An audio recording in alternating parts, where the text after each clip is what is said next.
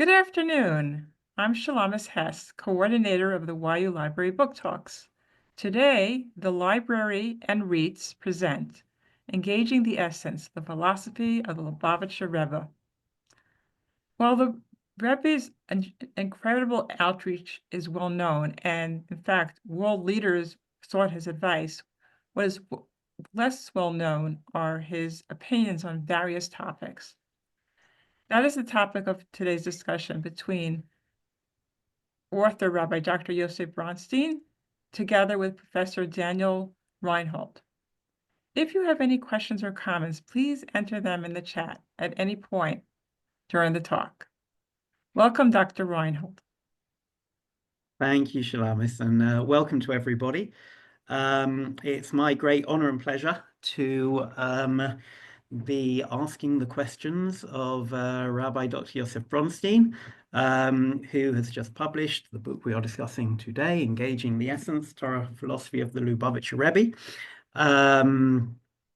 It's with particular pride that I do this, given that Rabbi Dr. Bronstein received his PhD from the Bernard Revel Graduate School of Jewish Studies, of which I'm the dean. So Rabbi Dr. Yosef Bronstein received rabbinical ordination and his PhD in Talmudic Studies from Yeshiva University. He's the Rosh Beit Midrash of Machon Zimrat Haaretz, a community learning center in Efrat in Israel, from where he is speaking to us today. Also teaches Jewish philosophy at Yeshiva University's Isaac Breuer College, IBC. He's the co-author of Rishimot Shiurim al Masechet Kiddushin, of Rav Soloveitchik's Talmud lectures on Masechet Kiddushin, and the author of The Authority of the Divine Law, a study in Tannaitic Midrash, published by Academic Studies Press in 2024, based, I believe, Rob Bronstein, on your and the dissertation. Dissertation, yeah. So we are here today to discuss Rabbi Dr. Bronstein's book, Engaging the Essence, as mentioned. The way things will go is that I'm going to be asking Rabbi Dr. Bronstein some questions as we go through that will allow him to tell us a lot about the book. At the same time, please, if you have any questions, put them in the chat, and I will kind of, time allowing, we will have some time for questions. We're assuming that we'll probably engage for 30-35 minutes, and then we'll turn to questions. But these things obviously are always fluid. But yeah, without further ado, we will get into the content for today. And to begin with, Yosef, I'd like just to ask you, you're not yourself a Chabadnik, so the story of how the book came about, what is it that fascinated you about the Rebbe in particular that led to the writing of this book? Well, thank you, Professor Rynhold. Before I start, I just want to say thank you to Shulamis and the YU Library, and thank you to REITs for co-sponsoring. I spent many, many years in REITs and many happy hours in the Yeshiva University Library, and also many happy hours in Revel. And I took some classes with Professor, before he was Dean, Daniel Rynhold. So thanks. So it's a pleasure to be in conversation with you in an event co-sponsored by the YU Libraries and REITs. I'm not a Chabadnik. I am a Yeshiva University product through and through. My father worked for Yeshiva University for over 40 years as an administrator in REITs. And I came to Chabad almost by accident. I was interested in the thought of Rav Kook. When I studied here in Israel for several years between high school and college, I got interested in the thought of Rav Kook. And when I came back to YU, I majored in Jewish studies on the undergraduate level with the concentration in Jewish philosophy. And that started getting me thinking about intellectual history. So I was fascinated by Rav Kook, and I wanted to do a little bit of the intellectual history of Rav Kook. And I saw that Rav Kook drew a lot from Tanya, from the foundational book of Chabad Hasidus. So I found myself some chavrusa, some study partners in Tanya. And then, because I was going back and forth between the Beit Midrash, the place of traditional Torah study, and the academic library, the fifth floor of the YU library, I noticed that there was a lot of academic literature about Tanya. And literally right next to it on the shelf was the academic literature and the traditional literature about the thought of the Lubavitcher Rebbe, about the seventh leader of Chabad. So we literally just started taking books off the shelf and reading. And I found the material fascinating in two ways. I found it fascinating in terms of the intellectual rigor. I was all 25, 26 years old. I thought that I was a decent student of Jewish thought, Jewish philosophy, of Talmud. And I saw somebody that was just a master of every single discipline in the Torah world, of every genre. And he was putting the sources together and saying things that were just very innovative for me. And he formed a complete holistic whole, a complete holistic philosophy that really spoke to every aspect of life and Torah thought. So it was fascinating intellectually. It's very well sourced. I love sources. Every smicha, every talk, every 10 pages of the Lubavitcher Rebbe could be footnoted with over 100 footnotes. So I found it intellectually fascinating, and on a personal level, I found it very spiritually meaningful. So the combination of those two things, intellectual fascination, lots of sources, rigor, newness, innovativeness, creativity, and an outlook on life that I found invigorating, it made me want to plunge in deeper, and that's what I did for several more years. Right, and yeah, and indeed, you speak about kind of it being rigorous, holistic, and the book itself is split into sections that cover, both introductory material, then into theology, contemporary issues, the issue of Mashiach, and we'll hopefully touch on a number of those as we go through today. So I imagine the thing that everybody is aware of, whether in this Zoom room or beyond, is the Rebbe's activism in this world. We are all grateful for the Chabad houses when we go to far-flung places. The mitzvah tanks, kind of the well-known public face, I guess, of Chabad. But obviously there's more to it than that. There's a whole theology behind it. So if you were to try to tell us a little bit about the essential aspects of his theology that lead to this type of activism, what would you pick out to tell us about? That's a great question. So I think it's really a combination of two things. Before we get to the theology, I think a lot of it was just empathy, care, and concern. The Lubavitcher Rebbe really cared about the Jewish people, really cared about the state of the world, and he just wanted to do something about it. And he inspired an army. He used military terminology, an army of Hasidim and followers and students to go out there and try to better people's lives spiritually and materially. So that, I think, it has to be front and center. The notion of Ahavas Yisrael, Ahavas Adam, a love of the Jewish people and love of people, is something that definitely motivated the Lubavitcher Rebbe. But there are a lot of people who are empathic, a lot of people who have a lot of care and concern about the Jewish people and the world as a whole. The Rebbe came armed, not just with care and concern, but also with a whole robust theology. And part of the theology stems from Tanya, stems from the basic book of Chabad Chasidus, which really stems from the early Hasidic teachings, which view this world as in a very particular way. And just to back up a bit for 30 seconds or so, if you read Jewish literature from the Bible, from Tanakh, through arguably the early Hasidic literature, you get the notion that God and the world are two distinct entities. The opening chapter of Genesis, God creates the world, and throughout the Bible, God dwells in the heavens, goes down to the world to see what's there. So God and the God and the world are two distinct entities. The Maimonides, he amplifies this in the sense that God is so transcendent and God is so non-material that it's even difficult for us to imagine how God could interact with the world in the first place. And he has many chapters in God to the Perplexed trying to explain how exactly God interacts with the world.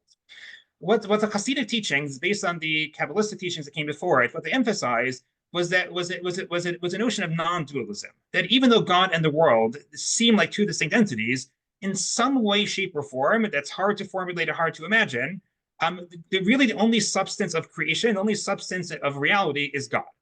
And God created this world as part of himself. God contracted himself to create some sort of perhaps illusion of the world, but the world is really comprised of a single entity, and that entity is God.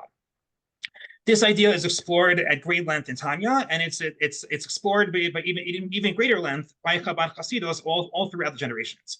Based on this notion, the way they describe the messianic reality, the ideal reality, is where the veil of divinity of everything around this world is lifted. You look around the world today, you don't see God. You see the opposite of God. You see materiality. You see evil. You see distinct people. You see so many different things that don't seem so spiritual, don't seem transcendent, and seem different from one another.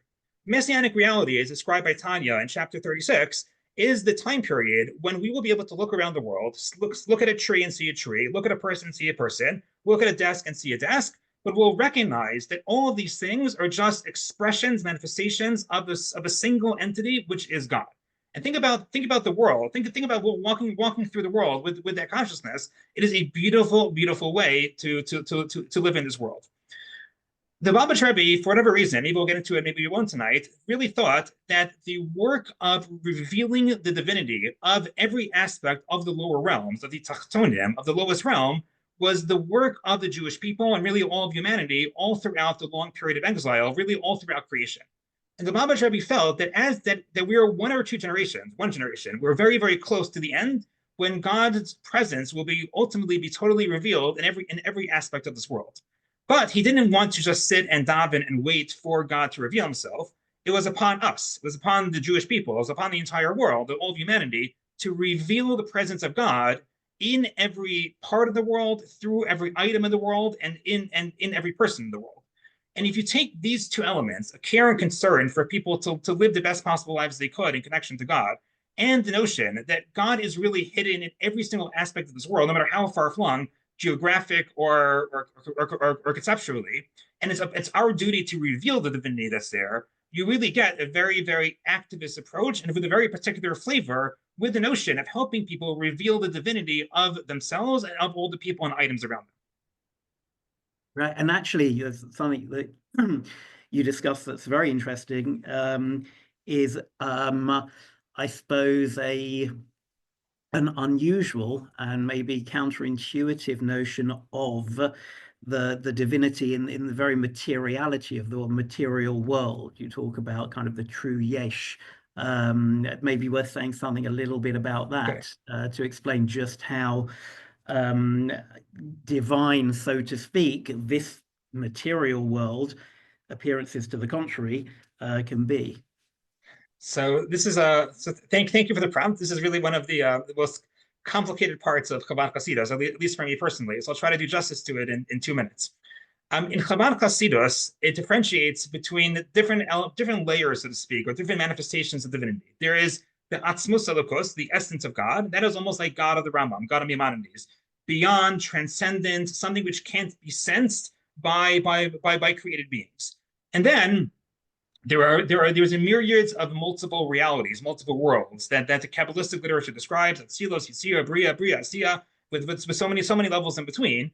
And each level reveals a certain aspect of divinity. So if you're an angel and you're on a certain spiritual plane, you could tap into a certain level of divinity. But the very fact that you could tap into the level of divinity, you could sense some element of divinity, means you're not speaking, you're not tapping into the essence of God himself. The essence of God himself is beyond. It's something which can't be tapped into by.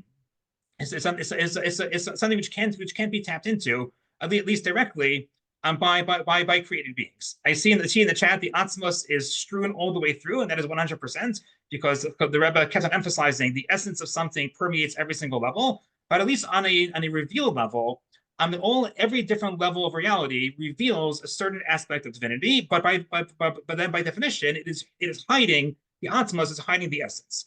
The uniqueness of the lowest level, the uniqueness of the material world that we all occupy, as opposed to the angels, as opposed to the souls, as opposed to all the spiritual beings, is that this world actually hides its divine source. When you can walk around this world, olam is milashon helem. Olam is the Hebrew word for world. It's etymologically perhaps connected to the word helem or hiddenness. That the world hides its source. And because this world hides its source, on the one hand, it's the lowest level, because you go walk around this world and not sense God, not see God, not be spiritual at all. But the Lubavitcher Rebbe, based on the teachings of the Rebbe Rashav, the fifth Lubavitcher Rebbe, and all the way back to Tanya, in a certain sense, argue that this weakness of this world, the lowness of this world, the fact that this world you can't sense God, actually hides a deeper source of this world. Because as I just described, Atzmos Elokos, the divine essence, is something that is so beyond, something that is so transcendent, something that is so beyond the created worlds that it can't actually be sensed.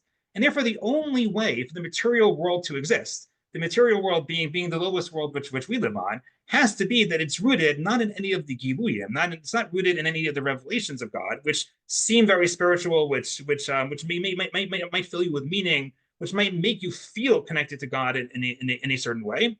But this world where God is hidden is connected to Atzmos Elokos. It is connected to the essence of God, that is beyond and any type of signification, which is beyond any sense of touching or discerning, so to speak. And therefore, the Lubavitcher Rebbe said there is certainly value in feeling close to God, in doing things that are spiritual, in davening, in singing, having a farbrengen, and doing all these things. But the real mission of the last generation is to reveal how even the things that are the lowest of the low, the places or the people or the items where God's presence is most hidden, where you don't feel connected to God. Reason why you don't feel connected to God is because you're actually connecting to Atmos Elokus. It actually gives you the ability to be anchored in the essence of everything, and therefore, paradoxically, the things that are the least spiritual also contain the most divine potency. And therefore, it's almost everything's almost topsy-turvy to a degree. Everything you always have to look at from both perspectives. Paradoxes are built into the Chabad system. I think one of the first academic books on Chabad is by Rachel Elior. Its title is Unity of Opposites: The Paradoxical Ascent to the Divine. Everything is combining two opposing factors. So on the one hand, you need spirituality, you need the spiritual realms, you need to feel connected to God. But on the other hand, you need, let's say you need the Beis HaMikdash, you need 770, you need a shul, you need a synagogue. But the purpose of those things is sort of spill over themselves and help you realize that really everything in the world is deeply connected to God, and maybe dafka those things, specifically those things that seem the least connected, are actually rooted in the highest levels of divinity. I hope everybody's head is spinning right now. Mine definitely is. It's but it's a fascinating idea. It's almost a kind of more intimate connection with the divine essence through just mundane materiality than there is with the kind of intervening realms, and I just find that a fascinating idea. Something else that's interesting and I don't know, unique, but certainly something that comes to the fore with the Rebbe. And this is something I once experienced. When I used to teach in King's College London many years ago now, 20 plus, I used to teach mainly non-Jews. And in the second year, I used to take them on a tour of Stamford Hill, right, which is kind of a part of London which is very heavily populated by Jews, and particularly Hasidic Jews. And the first time I was taking a tour there, I asked if any of the shuls or any would take them round on a guided tour. And this request was ignored by all but the Chabad shul that was there, and they were more than happy to take my non-Jewish students around and really engage with them and give them a quasi-shiur. And this speaks to the Rebbe's I guess theology as regards the role of non-Jews in the world from a Jewish perspective. So that's something obviously that you speak about and write about in the book, and I thought it'd be interesting to hear a little bit about the theology that's the basis for that from you. Right. So thank you. So partially this stems from the exact points we just made. If you firmly believe in non-dualism, there's only a single entity that really exists, and every material item in this world, every person is a manifestation of that same entity. So then your version of a dira b'tachtonim, your version of God dwelling in the lowest realm of the messianic reality, by definition, has to be all-inclusive. And of course, then it's going to include all people. And the Rebbe didn't have to look so far. He drew on biblical sources. He drew a lot on Maimonides, who explicitly assert that the messianic reality is not just relevant for Jews, it's relevant for everybody, because all of human society is going to be a reflection of the divine values, and you're going to be able to sense that presence of God through every person, be it Jew or non-Jew. The Rebbe, again, this is a little bit more complicated, but the Rebbe never fully collapsed the distinction between Jews and non-Jews. There are some readers on Maimonides that do that in the end of the day, and I think there's a Radak in Yeshayahu that says all non-Jews are going to convert, so there's really not going to be a difference between Jews and non-Jews in the end of times. The Rebbe kept the distinction between Jews and non-Jews, but at the same time, he kept on emphasizing the fact that the prophecies include non-Jews in the Messianic vision. Maimonides puts non-Jews in a very prominent place in his description of the Messianic world. And according to Hasidus, that there's a single divine essence that permeates everything, by definition, it has to include non-Jews. What does that mean? So non-Jews don't have 613 mitzvos, but they definitely have what the 7 Noahide laws. And these 7 Noahide laws for the Lubavitcher Rebbe aren't just 7 distinct do's and don'ts, but they represent a basic value system for how all human society could function within the purview of the divine values and live a life of connection to God. The Lubavitcher Rebbe thought in particular that the 20th century was a time period when communications between Jews and non-Jews was on the rise. Western democracies, where Jews and non-Jews were living side by side, and friendly relationships, business relationships, where Jews had a voice in government that they never had back in the good old days. These were all divine messages, and now was the time when Jews have to spread biblical values all throughout the world in a very loud and clear way. If you think about the Chabad public menorah lightings, not just in Jewish communities, but in Washington, D.C., and major cities around the world, and the Rebbe wanted there to be non-Jewish dignitaries present. Partially, it's to spread the light of Torah, spread the light of the Bible to the non-Jewish population. Yeah, it's interesting because, of course, when I took my non-Jewish students around, the Chabad Rebbe at that shul literally handed out to them a source sheet that had the 7 Noahide laws, and that's what he kind of spoke to them about. So yeah, it's just so interesting. And just one more point: the Rebbe was successful to a degree. He won a congressional gold medal from Congress in 1994. Posthumously, it was scheduled to be given to him when he was still alive. He passed away in the interim, but it was awarded to him posthumously for bettering the spiritual moral fabric of American society, be a Jew or non-Jew. Right, yes, and you speak about that in the book, and that you mentioned the medal. One thing that obviously is front and center right now for Jews around the world is Israel, as in the state of Israel. And the Rebbe has a very interesting kind of nuanced approach to the state of Israel, to Zionism. So you can tell us a little bit about, the complexities of his views on Israel as state and Zionism in general. Okay, so I think this conversation has to be divided into 2 parts: the theoretical and the practical. Let's start with the practical. In terms of the practical, the Rebbe was a big proponent of the state of Israel in the sense that he tried to help the state of Israel materially and spiritually as much as possible. He encouraged people to open businesses there. He met with political and military dignitaries on any regular basis. I think Yitzhak Rabin came back to Israel once when he was, I think, defense minister, and he had people asked him, "Why did you visit the rabbi in Brooklyn?" And he said something to the extent of if the people in the Knesset knew the issues of the state of Israel as well as the rabbi in Brooklyn, we would be in a much better state in Israel. I think the first American organization that helped widows and orphans and injured IDF soldiers was Chabad, or if not the first, it was one of the first. So from a practical perspective, and the Rebbe was very right-wing security, and in terms of settlements, in terms of land, he felt that God gave the land of Israel to the Jewish people already in the Bible from time immemorial. Nothing changed practically other than the fact that Jews were not there for so many years. Now that the Jews are back, they had full sovereignty over the biblical borders of the land of Israel, with all the implications in terms of security and settlements thereof. And therefore, in terms of politics, the Chabad community in Israel and the right-wing religious Zionist community often see eye to eye and are often partners with each other. However, and from a theoretical ideological perspective, things differ between the right-wing Zionists, religious Zionists, and the Lubavitcher Rebbe. Lubavitcher Rebbe never encouraged a mass aliyah.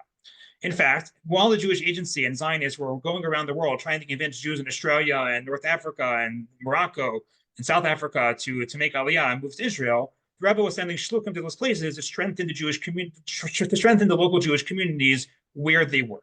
And there are many reasons for this. Some pragmatic, but I think the most interesting, some of them are purely pragmatic, which you could read about in the book. But I think some of the more interesting ones really stem from the Rebbe's theology of what is the nature of the messianic reality.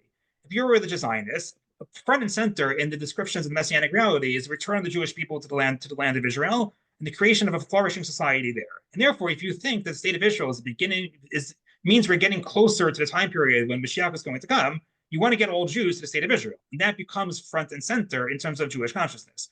The Rebbe, though, had a notion of Dira B'Tachtonim, of everything in the world should manifest divinity, and it's our job to draw out, to reveal divinity in every corner of the world. And the Rebbe said it was Hashgacha Pratis, it was divine providence that God spread Jews to in the 20th century to places where they'd never been before, to Australia, to South Africa, to South America in the last couple of centuries, to America just a couple centuries ago. And the reason was similar to what the Rambam writes at the end of Mishnah Torah, that Christians and Muslims were able to spread the notion of divine unity, of monotheism, to all corners of the world. That is the mission of the Jewish people as you get closer to the time of Mashiach, that we have to stay where we are and influence non-Jewish society, influence Jewish society, do mitzvos wherever we happen to be, in order to reveal the divine presence in that place. And the Rebbe had this catchphrase, which he got from the third Lubavitcher Rebbe from the Tzemach Tzedek, Machdu Eretz Yisrael, make Eretz Yisrael here, make Eastern Europe, make America into the land of Israel, by drawing out the divine presence in the here and now. So pragmatically, practically, the Rebbe was a big proponent of having Jews in the state of Israel. He was a proponent of Jewish sovereignty. He did not see it as part of the Messianic movement, though.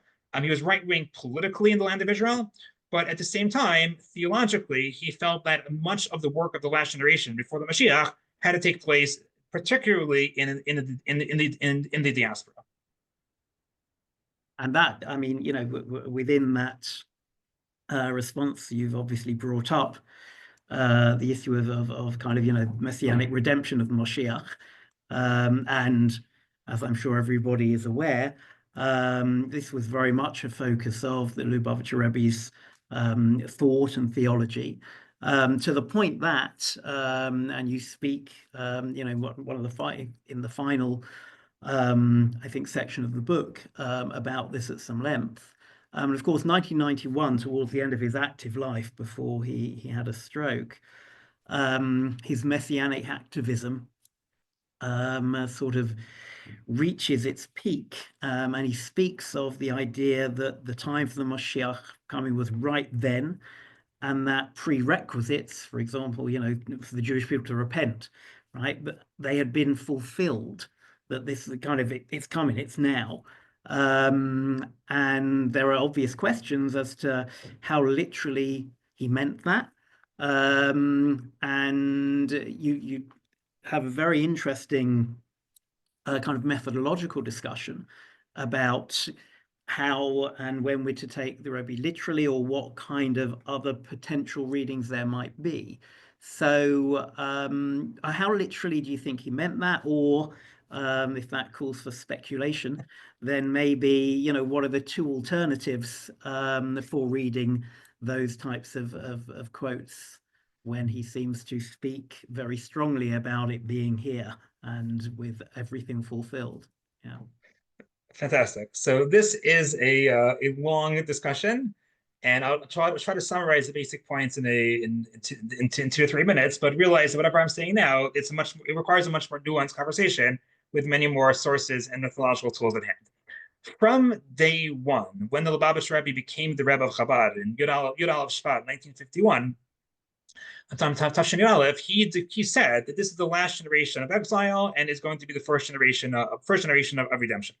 What the meaning of the word generation means is a little bit ambiguous, but he definitely said this is the last generation of exile, and that is something that repeated itself several times or many times all throughout his speeches for over the course of 40 years. From 1988 until 1992, when he had a stroke and he was unfortunately unable to speak and teach. As Professor Rynhold mentioned, the messianic tone and rhetoric reached a more of a pitch. Almost every speech was dedicated to the fact that Mashiach was on his way, Mashiach is coming imminently, and he oscillated back and forth between formulations that Mashiach is coming imminently, to the fact that all the work has already been done, to the fact that we are already in the Yemos of Mashiach partially, and the formulations go back and forth. So there, and this is not my innovation, it's not my read. What I tried to do in the last couple of chapters was basically just summarize the main statements, so to speak, of this sort in the last 4 years of the Rebbe's speaking life, and summarized the two camps within Chabad of leading Chabad Hasidim, the people that have been with the Rebbe for decades, to try to figure out what he meant by these statements. So on the one hand, you have what I refer to in the book as the literalists. The literalists assume that when the Rebbe said things in the last 4 years, he meant them literally, that the Jewish people had done enough repentance to warrant redemption. Mashiach was coming imminently. We are already partially living in the days of Mashiach. The spirit of Mashiach is already fixing the world. And think about 1990, 1991, the fall of the Soviet Empire. You had this huge clash between the forces of good and the forces of evil in the world. America is a superpower. It's based on biblical values. The Soviet Union is the evil superpower. The good superpower vanquishes the evil superpower. That, together with the Gulf War and things of that sort, there were things happening in the world corresponded, or the Rebbe spoke about them very, very explicitly. And for whatever reason, even though in Chabad there is certainly a lot of midrashic, figurative rhetoric by all of the Rebbes for the last 200 years, this group of Hasidim felt that what the Rebbe said in the last 4 years of his life was meant literally, and then the Rebbe had a stroke, and the Rebbe passed away, and the world was not redeemed. And that created a lot of fallout in Chabad, trying to figure out how do we square the circle. My book does not relate to that. It does not relate to how Hasidim after the Rebbe passed away in this camp interpreted what the Rebbe said, but there is a decent amount of literature about that. And however, there is another group that perhaps when the Rebbe was speaking were just very unclear, uncertain about what he meant. And this is because the Rebbe himself, all throughout his 40 years of leadership and even before, and all of the Rebbes of Chabad, they all noted that Hasidus functions like Medrash. It functions sometimes in a figurative rhetorical way. You're trying to make points in a non-linear, but in a much more discursive, much more story-based, much more aspirational type of way. The same way when the Medrash says that the Talmud Yerushalmi says that the day the Beis Medrash is destroyed is the day the Messiah is born. And clearly that is not meant literally, because this Medrash was written well after that Messiah who was born the day when the temple was destroyed would have been alive. But the Medrash is encoding a deep value that from the moment the temple is destroyed, there is still hope. We're building towards redemption. That this group of Hasidim interpreted what the Rebbe said in that line. That the Rebbe was speaking speaking figuratively, speaking aspirationally. He was using midrashic terminology to encode certain messages. And also, Chabad has a very, very, very strong notion that think good, it will be good, that words have creative power, the same way God created the world through words. Similarly, our words have creative power. And therefore, the more you speak about redemption, the more you speak about good things happening, the more reality you are giving to that possibility, to that option. But this is particularly true when it's encoded in words of Torah. So what I call this group in my book the non-literalist, and they point to the fact that the Rebbe kept oscillating back and forth. The world is redeemed, but the world should be redeemed. The Jewish people have not yet done enough tshuva, but the shluchim still have to get everybody to do tshuva. And you find this oscillation back and forth in the last 4 years of the Rebbe's speaking life, and therefore they tend to interpret these types of statements, at least the apocalyptic messianic statements, the imminent messianic statements, as being figurative, aspirational, prayer-oriented, midrashically oriented, and not necessarily literal. That is, so to speak, this scholastic intellectual debate within Chabad. Obviously, there's many more emotions. There's stories, anecdotes. What did the Rebbe say to this person? What did the Rebbe say to that person? And this is all implicated in this debate within the Chabad world about, are you a Mashiachist or a non-Mashiachist?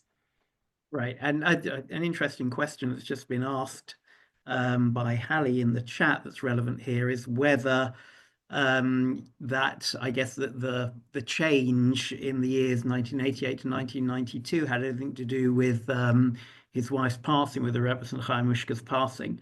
So yeah, I don't know if that's something you want to address or have any ideas about. The only thing I could say is the Rebbe spoke for 40 years basically straight. There are, I estimated, over 70,000 pages of primary source material. You could count the number of times the Rebbe spoke about himself on two hands. The Rebbe was extremely, extremely reticent to speak in first person. He was averse to speaking in first person until the day he stopped speaking. His father-in-law was still the leader of Chabad. His father-in-law passed away in 1950. Still referred to all the shluchim of my father-in-law. The father-in-law was still the one who was, so to speak, running Chabad, running the world, the Nasi Ador.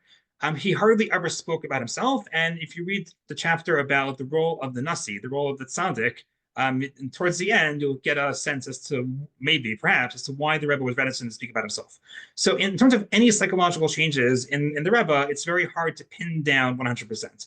But I think it is relatively clear that that the Rebbe started doing things in relationship to his own passing around the time when his Rebbetzin passed away. His Rebbetzin was the only one, so to speak, who was a peer, was the only one who was a friend on an equal level. Everybody else that he knew were people outside of Chabad or Hasidim.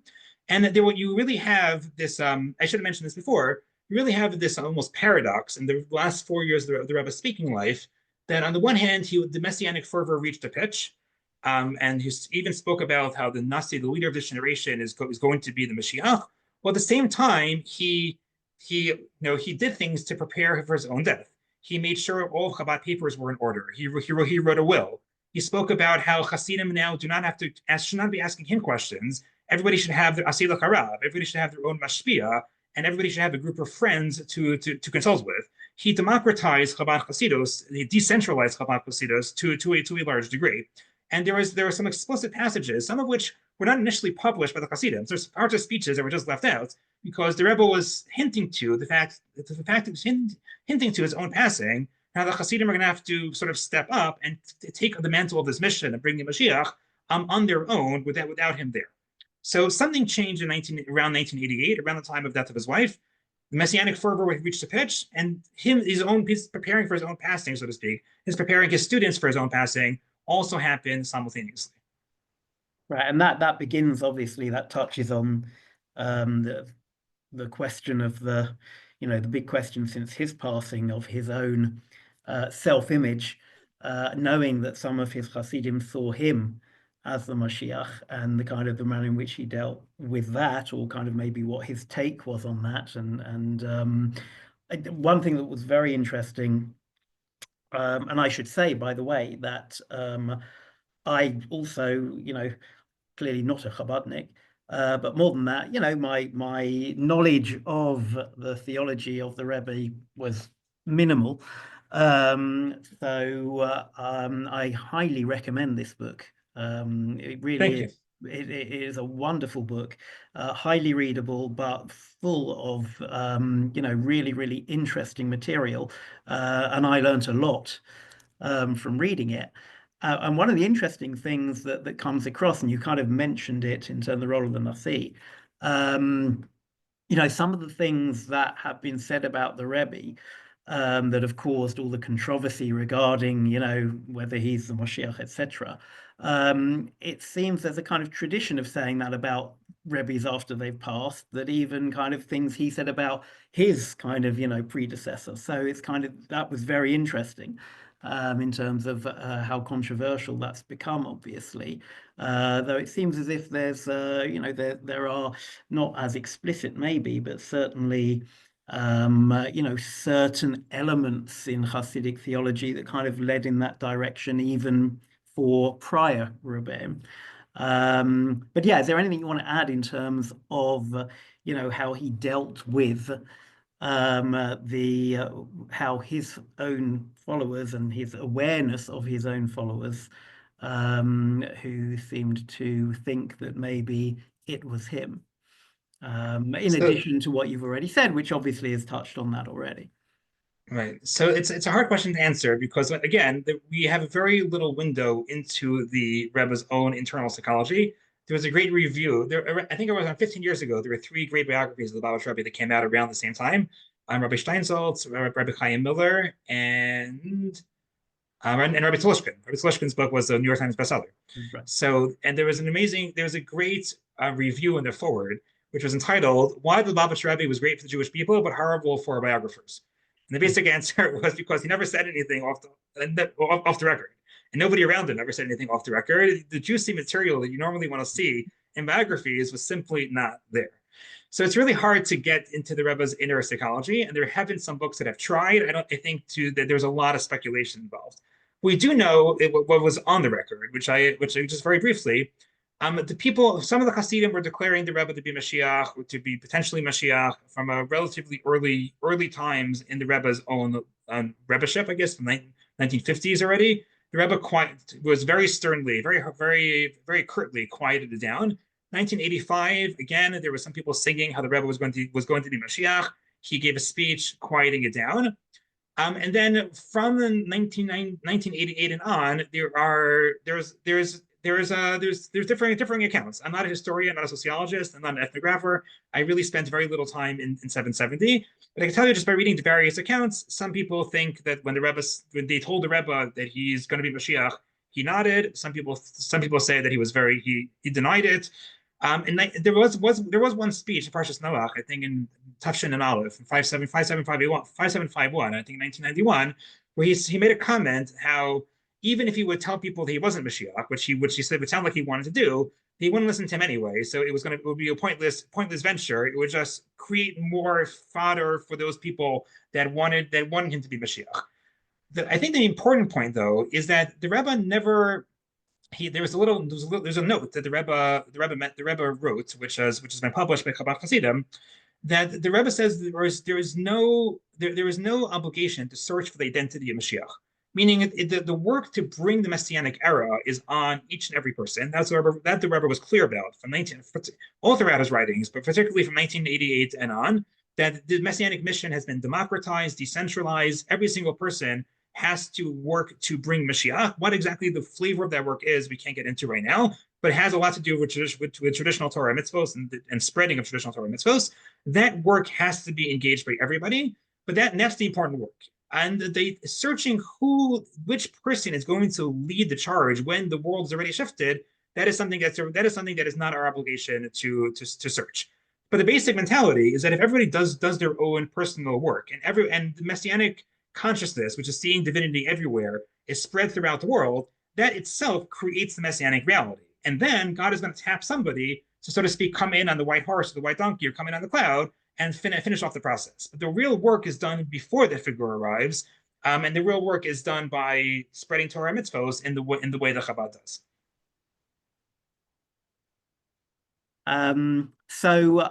If there are questions, we've got about 15 minutes left. So if anybody has any questions, then please feel free to put them into the chat. I guess while we await to see, I'll ask a question that's particularly connected to the fact that we are doing this at YU.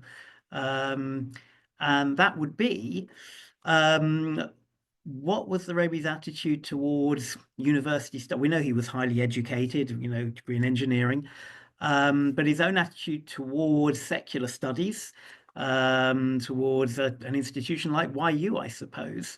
Maybe if you could say something about that. So in terms of his exact relationship with YU, so the historians who are around could probably comment on that more directly. There's a book by Rabbi Dalfin about the Rav and the Rebbe, about the relationship between Rabbi Soloveitchik and the Lubavitcher Rebbe. And I think he just put out a book also about Chabad and Yeshiva University. So I'm sure he found all the material and tracked it. In terms of the Rebbe's perspective on secular studies from a more theological perspective, so Chabad traditionally did not necessarily have the most positive attitude in the world towards secular studies. It was very untraditional for Chabad Chassid to go to university. When the Rebbe himself went to university, he was already engaged to the Frierdiker Rebbe, his father-in-law's, the sixth Lubavitcher Rebbe's daughter. When he enrolled in university, he spent the first decade or so of married life mainly in university settings. And he gained a lot there. His interpretation of Tanya, again, was that when done incorrectly, science and secular studies can be very damaging, but when done correctly, meaning when you're using it as a tool for the service of God, and you're even more, you're seeing the unity of creation through the sciences, then it actually has messianic potency, and it can be done extremely properly. And Chabad has been ahead of the curve in terms of using technology to spread the word. Chabad.org is the most trafficked Jewish website, I think by far. I think it's 50 million regular monthly users, some crazy number. And Chabad and part of that is the Rebbe's pro-technology, pro-science perspective, and he spoke a lot about how physics, of contemporary physics, allows you to see what Chabad Hasidus has been teaching you forever, that you look at the world, you see it sounds like it seems very diverse, and it seems like it's comprised of different elements. But on the subatomic level, everything is really comprised of the same entity, same physical entity, same quarks, the same subatomic particles. And that is the material corollary to the spiritual truth that everything in the world is a manifestation of the same entity, which is God. The reason why the Rebbe was against most of his young Hasidim going to university was not, so to speak, the secular knowledge that would be gained there, because that could be done properly, it could have messianic potency, but it was the whole environment of secular colleges. Number one, in terms of the lack of tznius and separations between men and women at that young age, the Rebbe felt it was inappropriate for young men and young women to be in that environment. And also the professors who are teaching this material often overreach, they often go beyond their field of expertise, they often interpret the facts in a particular way, which can be very damaging for a young person. But the Rebbe wasn't against university on a fundamental level. In fact, many of his older married Hasidim would go to university. So the Rebbe encouraged people to go for PhDs, particularly people to go for PhDs. He wasn't against the knowledge per se. He was against the environment and the teaching environment for people when they normally go to university in America, which is between ages, let's say 18, 19, and 20, 21. Right. That being said, Yeshiva University might have solved a lot of his problems. When I taught in Stern, I had a Talmidah from Beis Rivka. She had been in the Beis Rivka, the Chabad High School in Crown Heights the previous year. She said it wasn't so standard, but she really wanted to go to college. And her teacher told her, if you're going to college, you should live at home and go to a from college. Go to Torah, go to Landers, go to YU. And she chose Stern, because that alleviated some of the concerns the Rebbe had about colleges. Very nice. So in terms of the questions here, I'm not sure the extent to which you can speak particularly to these. Somebody's asked about the relationship between the Rebbe and the Rav, whether that's something you have any knowledge of. I mean, this is less of a biography and more of a kind of theological work, so I have no idea if that's something that is I mean, they certainly met in Berlin. They were both in University of Berlin at the same time. The Rav paid the Lubavitcher Rebbe Yeshiva calls. The Lubavitcher Rebbe sent letters to Rav Soloveitchik. They exchanged messages back and forth. I think it's fairly well known Rav Soloveitchik attended a Farbrengen in the 1970s. But again, I think Rabbi Dolphin's book, which I think is entitled "The Rebbe and the Rav," would be probably the best resource in terms of tracking that relationship over the course of the decades. But right. There's definitely a lot of mutual respect and admiration. Right. And again, the others are more kind of, there's somebody asking for if there's as a Chabad Chassid would ask Rav Kook whether there is a picture of Rav Kook with the previous Rebbe when he was in Israel in 1929, and if you know of any picture that exists of that. But again, that's likely to be something more for the kind of I guess an archivist in this realm. Are there any other questions that anyone wants to put in the chat? If there aren't, then I guess I could ask one more question to end off with, and to give people an opportunity if they want to post the further questions in the chat. And that would relate to another, I guess, contemporary issue that you deal with in the book, which is that of again, both theologically and practically, the Rebbe's approach to the role of women, which was again something that was somewhat innovative in his kind of realm. So maybe if you want to say something about that. Okay, so again, I think each issue was one of the things I found fascinating and very compelling about the thought of the Lubavitcher Rebbe. It was that all the issues are intertwined and they're all directly, explicitly connected back to certain principles in his thought, which he drew from Tanya and earlier Chabad Hasidus. So in terms of just dealing with different demographics, so the Rebbe was aware of the fact that the Jewish male demographic, so to speak, been prioritized in much of the Jewish experience throughout Jewish history. And part of the Messianic vision, therefore, is democratizing, decentralizing spirituality and a connection to God, and describing how not collapsing differences, not saying everybody's the same, but so similar to what we saw by Jews and non-Jews, showing how each unique demographic is a different manifestation of the same core essence. Therefore, each demographic has their own particular, unique, and important role in the world, and only they could bring out divinity in a particular way in this world. And that's what the Rebbe did with the role of woman. On the one hand, he was very traditional in some ways, in terms of some tznius issues, in terms of what he called feminism, in terms of changing halachic practice or ritual practice. Those types of things he was very against, because he was very bound by the rules of halacha, by the mitzvos, by his interpretation of Jewish law. But at the same time, he saw the rise of feminism as a social manifestation of some type of cosmic shift in terms of the feminine and masculine spiritual forces. You look in the book for the exact spheros that he connected this with, and in the sense that the fact that women were equals or surpassing men in some ways was a manifestation of the fact that we're getting closer to the times of Mashiach, and where each demographic is going to be able to shine in its own unique way. And the way the Rebbe pursued this was in, I guess, among other things, in two basic realms. Number one was education, and number two was activism. In terms of education, so even though Jewish law circumscribes the types of Torah that women could learn, and traditionally women did not receive a formal education, the Rebbe rode the coattails of the Beis Yaakov movement and moved beyond it, in the sense that in this generation, women need to be educated, but not only need to be educated, it's part of the Messianic vision to educate them, particularly in Hasidus, particularly in Tanakh, and particularly in the ins and outs of the depths of Chabad Hasidus, which is something that's very intellectually difficult. And even in the realm of Torah Sheba'al Peh, even in the realm of Gemara, the Rebbe was open to women engaging in Talmudic studies if they wanted to, constantly trying to sort of push the bar of what women could study and how robust or rigorous their study had to be. I just hosted two Chabad seminary students who are in Tzfat for the year, Americans, the daughters of Shluchos. They stopped by my apartment, which I happened to know one of their fathers. We chatted for a while, slept over. And one of the things they told me and my wife was that there is a Gemara option in their seminary, in the Chabad seminary, one of the Chabad seminaries in Tzfat, because the Rebbe said the women could learn Gemara if they want to. It doesn't have to be part of the curriculum, but they're definitely open to it. And therefore the option exists in this very, I guess you would say, mainstream Chabad seminary in Tzfat. And the second realm where the Rebbe sort of pushed the boundaries was activism, because the Rebbe was coming from a Hasidic milieu where women are not necessarily have had the most public roles. And in certain ways, the Rebbe kept that.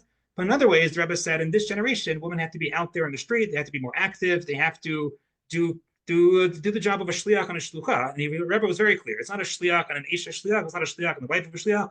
There's a shliach and a shlucha, a male and female shliach. They're both primary emissaries of the Rebbe, of Chabad, of Torah, of Hashem.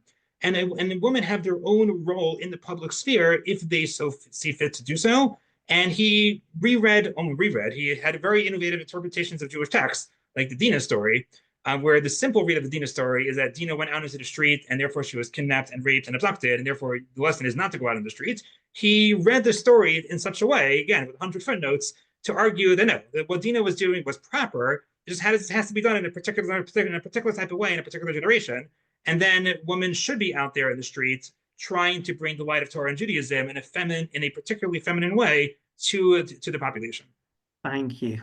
So look, this was fantastic. If you have enjoyed listening to this or it's piqued your interest, really, I thoroughly recommend the book.